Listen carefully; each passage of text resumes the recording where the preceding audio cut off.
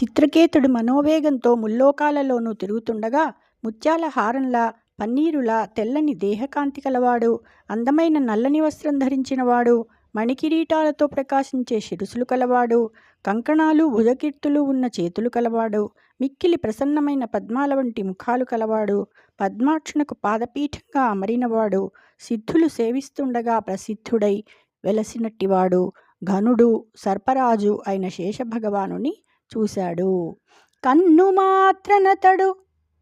కన్నమాత్రనతడు కల్మషంబుల బాసి విమల చిత్తుడగుచు విశద భక్తి నిట్టరోమములకు వట్టగుచానంద బాష్పనీత్రుడగుచు ప్రణుతి చేసే. అతని దర్శనమాత్రం చేతనే చిత్రకేతునికి కల్మషాలన్నీ తొలగిపోయి నిర్మల చిత్తుడయ్యాడు. అతడు పులకించిన శరీరంతో ఆనంద బాష్పాలు స్రవిస్తూ ఉండగా అచ్చమైన భక్తితో నమస్కరించాడు. జై శ్రీకృష్ణ.